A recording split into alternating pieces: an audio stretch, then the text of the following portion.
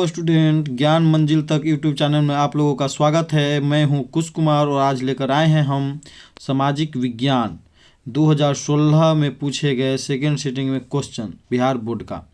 तो देखते हैं ऑब्जेक्टिव प्रश्न। पहला क्वेश्चन है कि हिंद चीन पहुंचने वाले प्रथम व्यापारी कौन थे। तो इसका आंसर हो जाएगा हिंद चीन पहुंचने वाले प्रथम व्यापारी थे पुर्तगाली। ये हम जानते हैं। भारत की खोज किसने किया था। तो भारत की खोज वास्को डिगामा ने किया था 1498 ईस्वी में। ये भी पुर्तगाली ही था, ये भी पुर्तगाल के रहने वाला था। वास्को डिगामा भारत में सबसे पहले कालीकट बंदरगाह पर पहुंचा था, जहां के राजा जिमोरिन ने इसका स्वागत बहुत अच्छे से किया था। 1498 ईस्वी में पहुंचा था। अब कालीकट बंदरगाह का नया नाम कोझिकोड है, जो केरल में है। कालीकट बंदरगाह कहाँ है? केरल में है। वास्को डिगामा को रास्ता दिखाने वाला नाविक कौन था? तो अब्दुल मजीद था, जो कि नाविक रास्ता दिखाया था, भटक गया था। तब वास्को डिगामा भारत दूसरी बार कब आया था? तब 1502 ईस्वी में। भारत आने वाला प्रथम यूरोपीय कौन था? तो वही पुर्तगाली था, वास्को डिगामा।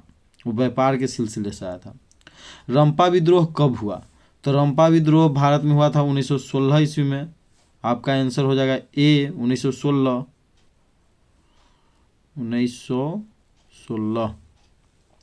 रंपा विद्रोह 1916 ईस्वी में किस राज्य में हुआ था? तो आंध्र प्रदेश राज्य में हुआ था। खेरा विद्रोह 1918 ईस्वी में गुजरात में हुआ था। मोपला विद्रोह 1921 ईस्वी में केरल में हुआ था, जिसके नेता अली मुस्लियार थे। अली मुस्लियार। मोपला का अर्थ होता है दमाद। तारी विरोधी आंदोलन किस राज्य में चली थी? आंध्र प्रदेश राज्य में। यह क्वेश्चन पिछले बार की परीक्षा में ड्राइवर का जो हुआ था, बिहार पुलिस की परीक्षा, उसमें पूछा गया था। भारत में खिलाफत आंदोलन के नेता कौन थे? तो भारत में खिलाफत आंदोलन के नेता थे अली बंधु। अली बंधु में दो भाई थे, एक थे शौकत अली, एक थे मोहम्मद अली। मोहम्मद अली एवं शौकत अली को ही अली बंधु के नाम से जानते हैं। जब 1919 ईस्वी में हमारे देश में खिलाफत आंदोलन चलाया गया था, 1919 ईस्वी में, याद रखिएगा। भारत में खिलाफत आंदोलन और असहयोग आंदोलन साथ साथ महात्मा गांधी जी के द्वारा चलाया गया। जी के द्वारा खलीफा के पद को 1924 ईस्वी में मुस्तफ़ा कमाल पाशा ने समाप्त कर दिया और तुर्की में धर्मनिरपेक्ष राज्य की स्थापना की। तुर्की में धर्मनिरपेक्ष राज्य की स्थापना किया। विश्व का एकमात्र मुस्लिम देश जहां धर्मनिरपेक्ष है वह है तुर्की। सन 1838 ईस्वी में चार्टिस्ट आंदोलन की शुरुआत कहाँ से हुई? ते हुआ लंदन से। कहाँ से हुआ? लंदन से। मतलब कि ये देश भी पूछता है कि किस देश से हुई? तो इंग्लैंड से। चार्टिस्ट आंदोलन क्या था कि वहाँ जब इंग्लैंड में औद्योगिक क्रांति आई थी तो वहाँ के मध्यम वर्ग और ऊंचे वर्गों का तो स्थिति बहुत ही अच्छी हुई थी, लेकिन वहाँ के मजदूर की स्थिति में कोई सुधार नहीं आया था। वही मजदूरों ने चार्टिस्ट आंदोलन चलाया था। चार्टिस्ट आंदोलन 1938 ईस्वी में इंग्लैंड में हुआ। चार्टिस्ट आंदोलन मजदूरों एवं श्रमिकों ने अपनी मांगों को मनवाने के लिए किया था। अगला क्वेश्चन देखते हैं, पांचवा, कि मरुस्थलीय मृदा किस राज्य में पाया जाता है? भारत के किस राज्य में मरुस्थलीय मृदा पाई जाती है? तो इसका हो जाएगा Rajasthan. Option number B answer. Bharat का सबसे बड़ा मरुस्थल कौन है? तो थार। थार कहाँ में है? तो राजस्थान में ही है थार। एशिया का सबसे बड़ा मरुस्थल गोबी मंगोलिया है। अब मंगोलिया पर किसका अधिकार है? चीन का अधिकार है। विश्व का सबसे बड़ा मरुस्थल कौन है? तो विश्व का सबसे बड़ा मरुस्थल सहारा है, जो कि उत्तरी अफ्रीका में है। यह लगभग 10 देशों में फैला हुआ है। 10 देशों में फैला हुआ है। ऑस्ट्रेलिया महादेश में एक भी ज्वालामुखी नहीं है और यूरोप महादेश में एक भी मरुस्थल नहीं है। याद रखिएगा दोस्तों, ऑस्ट्रेलिया महादेश में एक भी ज्वालामुखी नहीं है, यूरोप महादेश में एक भी मरुस्थल नहीं है। बिहार में कितने भौगोलिक क्षेत्र पर वन होती है? तो बिहार के कितने भौगोलिक क्षेत्र पर वन का फैलाव है? तो इसका आंसर हो जाएगा डी 7%। भारत में कुल वनों का विस्तार कितना है? तो 24.56%। भारत में सबसे अधिक वन वाला राज्य कौन है? मध्य प्रदेश। भारत में सबसे अधिक वन वाला राज्य कौन है? तो मध्य प्रदेश। भारत में सबसे अधिक 1% वाला राज्य कौन है? मिजोरम, जहाँ पर 85% से अधिक वन है। मानी 100 कट्ठा में 85 कट्ठा से ज़्यादा वन का विस्तार है। किसी भी भौगोलिक क्षेत्र के पर्यावरण को शुद्ध रखने के लिए, या पर्यावरण साफ सुथरा रहे, उसके लिए कितना प्रतिशत वन का होना जरूरी है? तो 33% वन का होना आवश्यक है। लेकिन पूरे बिहार में 7% है, पूरे भारत में 24.56% है। तो मंदार हिल कहाँ है? तो मंदिर को पकड़ लिया बंदर, ऑप्शन नंबर हो जाएगा बी बांका। देखते हैं कांवर झील कहाँ में? बेगूसराय में। प्यार नहीं होगा, ये होगा बिहार। बिहार का पहला और एकमात्र रामसर साइट कौन है? तो कांवर तल झील, जो कि बेगूसराय में है। इसका टिक था काबे, काबे बोलते हैं ना, काबे। तो कभी कहा से कांवर तल झील, बे से बेगूसराय। बिहार में अति जल दोहन से किस तत्व का संकेंद्रण बढ़ा? संकेंद्रण,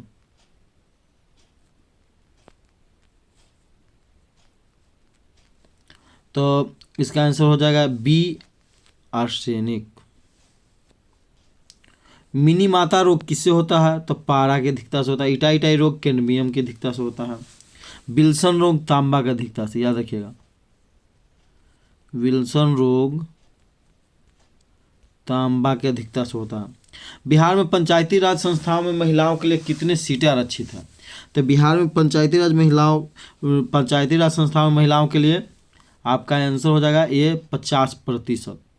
पूरे भारत में पहले 33% थी, लेकिन अब भारत सरकार ने भी यह 50%, पूरे भारत में पंचायती राज संस्थाओं में 50% आरक्षण निश्चित किया गया। पहले यह कितना था? 33% था।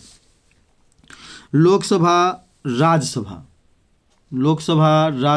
विधानसभा, विधान परिषद आदि में महिलाओं के लिए एक भी सीट आरक्षित नहीं रखा गया है। 17वीं लोकसभा में 78 महिलाओं ने बाजी मारी थी। 17वीं लोकसभा का चुनाव कब हुआ था? तो 2019 में हुआ था। पंचायती राज व्यवस्था भारत में त्रिस्तरीय अपनाने की सिफारिश किसने किया था? तो बलवंत राय मेहता समिति ने किया था 1993 ईस्वी में। ग्राम पंचायत का उल्लेख भारतीय संविधान के किस अनुच्छेद में है? तो 40। पंचायती राज का उल्लेख भारतीय संविधान के किस अनुच्छेद में? 243। किस भाग में है? 9। 243 अनुच्छेद याद रहेगा तो भाग भी याद रहेगा, क्योंकि 243 को जोड़ दीजिए, 2 + 4 + 3, तो 4 3 7 2 9, तो भाग हो गया हमारा 9। भारत में पंचायती राज व्यवस्था को सर्वप्रथम 2 अक्टूबर 1959 ईस्वी को राजस्थान के नागौर जिला से आरंभ किया गया। इसका आरंभ करता जेल नेहरू थे, जवाहरलाल नेहरू। निम्न में कौन बीमारू राज्य नहीं है? तो निम्न में कौन बीमारू नहीं है? तो इसका हो जाएगा आंसर डी, कर्नाटक। भारत का सबसे पिछड़ा राज्य कौन है? तो भारत का सबसे पिछड़ा राज्य है बिहार। भारत का सबसे गरीब राज्य है बिहार। भारत का सबसे अधिक जनसंख्या घनत्व वाला राज्य है बिहार। वाणिज्यिक बैंकों का राष्ट्रीयकरण सर्वप्रथम कब हुआ? तो वाणिज्यिक बैंकों का राष्ट्रीयकरण सर्वप्रथम हुआ था, इसका आंसर हो जाएगा सी, 1969 ईस्वी में, 19 जुलाई 1969 ईस्वी को। 14 बैंकों का राष्ट्रीयकरण पहली बार 19 जुलाई 1969 ईस्वी को किया गया था। 6 वाणिज्यिक बैंकों का दूसरी बार राष्ट्रीयकरण 1980 ईस्वी में किया गया था। वर्तमान समय में राष्ट्रीयकृत बैंकों की संख्या 12 है। भारत का केंद्रीय bank reserve bank of India है, जिसकी स्थापना 1 अप्रैल 1935 ईस्वी को किया था। इसी को बैंकों का बैंक भी कहते हैं, आरबीआई को, रिजर्व बैंक ऑफ इंडिया के, रिजर्व बैंक ऑफ इंडिया। अगला क्वेश्चन है कि बाढ़ के समय हमें निम्नलिखित में से किस स्थान पर जाना चाहिए? तो हमें जाना चाहिए ऊंचे स्थान वाला, ऊंचे भूमि वाले स्थानों पर। इसका आंसर हो जाएगा ए। बाढ़ एक प्राकृतिक आपदा है जो जान एवं माल की क्षति पहुंचाते हैं।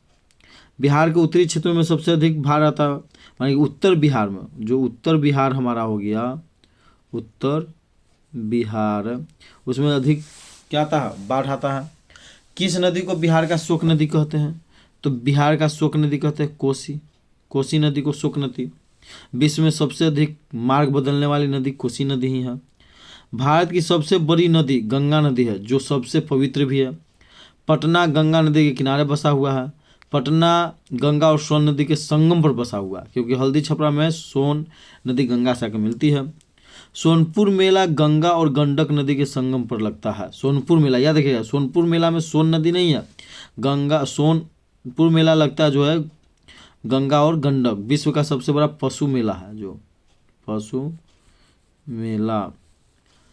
सोन नदी अमरकंटक की पहाड़ी से निकलती है, मध्य प्रदेश का कंटक से। आज का सवाल है कि भारत के किस शासक ने कहा था कि मैं 2 मुट्ठी बाजरे के लिए अपना साम्राज्य ही खो बैठता। इसके ऑप्शन है शेरशाह सूरी, चंद्रगुप्त मौर्य, अशोक, राणा सांगा। इसका जवाब कमेंट करके दें। और पिछले वीडियो का क्वेश्चन ये था कि असहयोग आंदोलन के समय में जब महात्मा गांधी उनके साथियों द्वारा विदेशी कपड़ों की चौराहों पर होली जा रही थी, तब कौन ऐसे महान पुरुष थे जिन्होंने एक पत्र लिखकर यह कहा था कि यह सिर्फ निष्ठुर बर्बादी है। तो इसका आंसर हम आप लोगों को बता दें कि इसका आंसर था रविंद्रनाथ टैगोर। और रविंद्रनाथ टैगोर आंसर देने वाले हैं विद्यार्थी हमारे जो हैं हर्षिका वर्मा, पृथ्वीराज, श्वेता वर्मा, KROP 6204 एंड सुनीता देवी।